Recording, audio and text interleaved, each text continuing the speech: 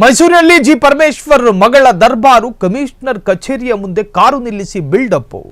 ಮೈಸೂರು ನಗರ police ಆಯುಕ್ತ ಕಚೇರಿ ಬೇರೆ ಯಾವ ಕಾರುಗಳಿಗೂ ಪಾರ್ಕ್ ಮಾಡೋದಕ್ಕೆ ಅವಕಾಶ ಇಲ್ಲ, ಗೃಹ ಸಚಿವರ ಮಗಳ ಕಾರು ಎಂದು ಅವಕಾಶ. ಮೈಸೂರಿನಲ್ಲಿ ಜಿ ಪರಮೇಶ್ವರ್ ಅವರ ಮಗಳು ಕಮಿಷನರ್ ಕಚೇರಿ ಎದುರುಗಡೆ ಕಾರ್ ನಿಲ್ಲಿಸ್ತಾರಂತೆ. ಕಾರ್ ನಿಲ್ಲಿಸ್ಬಿಟ್ಟು ಬಿಲ್ಡಪ್ ಬೇರೆ. ಮೈಸೂರು ನಗರ ಪೊಲೀಸ್ ಆಯುಕ್ತರ ಕಚೇರಿ ಅದು. ಬೇರೆ ಯಾವ ಕಾರುಗಳಿಗೂ ಕೂಡ ಪಾರ್ಕ್ ಮಾಡೋದಕ್ಕೆ ಅವಕಾಶ ಇಲ್ಲ. ಆದರೆ ರಾಜ್ಯದ ಹೋಮ್ ಮಿನಿಸ್ಟರ ಮಗಳು ಅನ್ನೋ ಕಾರಣಕ್ಕೆ ಅಲ್ಲ ಅವಕಾಶ, ಗೃಹ ಸಚಿವರ ಮಗಳ ಕಾರು ಎಂದು ಅವಕಾಶ.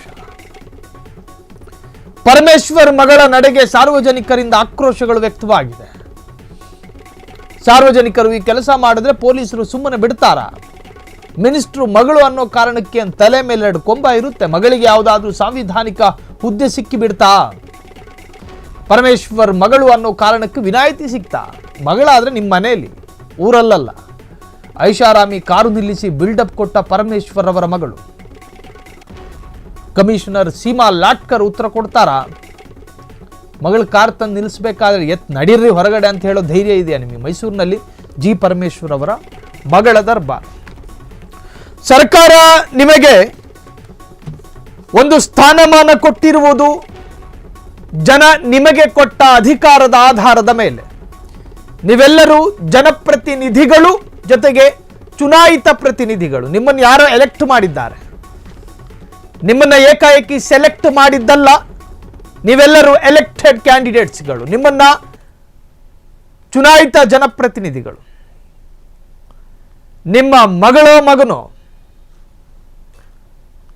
ಆ ಕಾರನ್ನು ಕಮಿಷನರ್ ಕಚೇರಿ ಎದುರುಗಡೆ ನಿಲ್ಲಿಸಿದಾಗ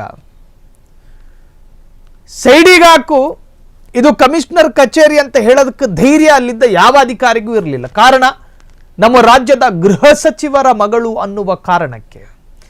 ಮಗಳಾದ್ರೆ ನಿಮ್ಮ ಮನೆಯಲ್ಲಿ ಸದಾಶಿವನಗರ ಮನೆ ಇದೆಯಲ್ಲ, ಆ ಮನೆಯ ನಿಮ್ಮ ಗೋಡೆಯ ಒಳಗಡೆ ಆಕೆ ನಿಮ್ಮ ಮಗಳು. ಅದನ್ನ ಸರ್ಕಾರಿ ಕಚೇರಿಯ ಎದುರುಗಡೆ ದಾರ್ಷ್ಟ್ಯದಿಂದ ನಿಮ್ಮ ಮಗಳು ಕಾರನ್ನ ನಿಲ್ಲಿಸಿದ್ರೆ ಎತ್ತು ಸೈಡಿಗೆ ಹಾಕೋ ಧೈರ್ಯ ಅಲ್ಲಿನ ಅಧಿಕಾರಿಗೆ ಬೇಕು.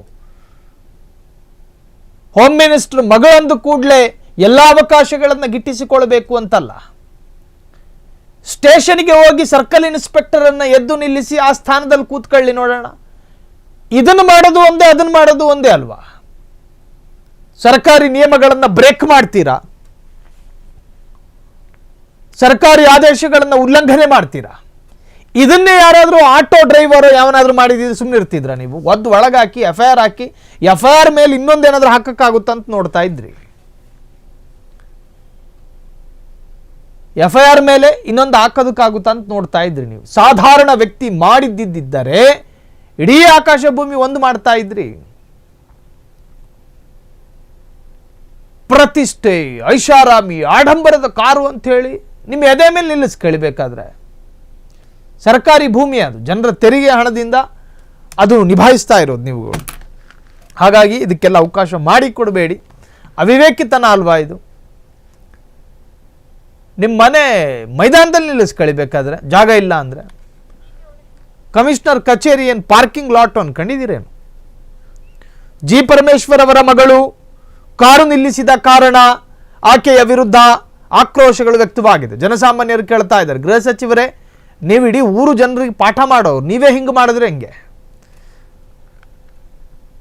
ಜಿ ಪರಮೇಶ್ವರ್ ಅವರ ವಿರುದ್ಧವೂ ಕೂಡ ಆಕ್ರೋಶಗಳು ವ್ಯಕ್ತವಾಗಿದೆ. ಕ್ಷಣ ಕ್ಷಣದ ಸುದ್ದಿಗಳಿಗಾಗಿ ಫ್ರೀಡಂ ಟಿವಿ ಸಬ್ಸ್ಕ್ರೈಬ್ ಮಾಡಿ, ಲೈಕ್ ಮಾಡಿ ಹಾಗೂ ಫಾಲೋ ಮಾಡಿ. ಹೊಸ ಸುದ್ದಿಗಳ ನೋಟಿಫಿಕೇಶನ್ಗಾಗಿ ಬೆಲ್ ಐಕಾನ್ ಮೇಲೆ ಕ್ಲಿಕ್ ಮಾಡಿ.